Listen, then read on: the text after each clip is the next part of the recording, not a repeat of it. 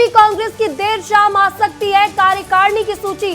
तो जी हां, आपको बता दें कि 50 साल से कम 70% युवाओं को जगह मिली है। पटवारी के फैसले पर हाईकमान ने मुहर लगा दी है। लंबे इंतजार के बाद जीतू पटवारी की टीम अब फाइनल हो चुकी है। तो कार्यकारिणी में सिर्फ 100 नेताओं की मौजूदगी रहेगी।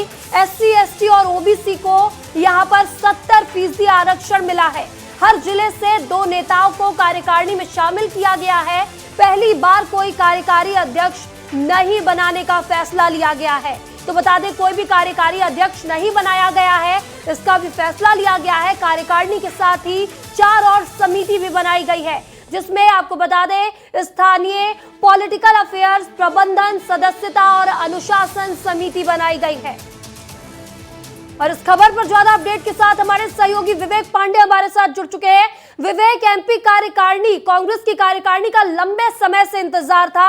आखिर किस तरह से कार्यकारिणी का यहां पर चयन किया गया है? कहा यह भी जा रहा है कि 50 साल से कम उम्र के युवाओं को ज्यादा मौका दिया गया है यहां पर।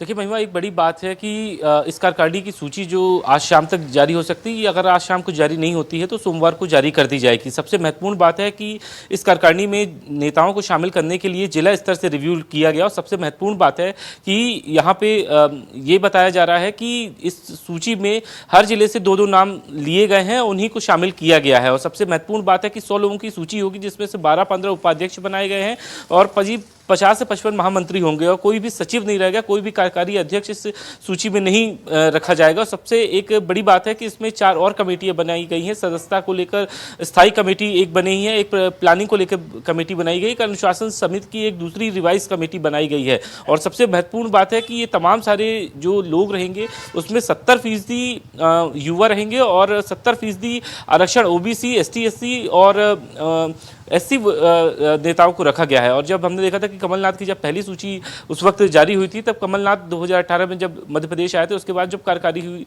सूची जारी हुई थी उसमें कई बड़े नेता थे और काफ़ी बड़ी सूची थी। लेकिन अब जंबो सूची को न बनाते हुए छोटी सूची बनाई गई है और तमाम सारे नेताओं की भूमिका को ध्यान में रखते हुए कल भंवर जितेंद्र सिंह भोपाल में थे, दिग्विजय सिंह, कमलनाथ, जीतू पटवारी सभी से मुलाकात की है। और अब ये माना जा रहा है कि सूची लगभग फाइनल हो गई है और देर शाम अगर सूची जारी नहीं होती है तो कल सूची फिलहाल जारी कर दी जाएगी। महिमा, बिल्कुल बिल्कुल विवेक, तो माना ये जाए कि कमलनाथ, जब कार्यकारिणी तय हुई थी कमलनाथ के समय में, तो बड़े नेताओं को शामिल किया गया था, लेकिन उससे उलट अब युवाओं को शामिल किया गया इस कार्यकारिणी में। और अगर आज सूची नहीं आती तो कल सूची आएगी। इस तमाम जानकारी के लिए आपका बहुत बहुत शुक्रिया विवेक।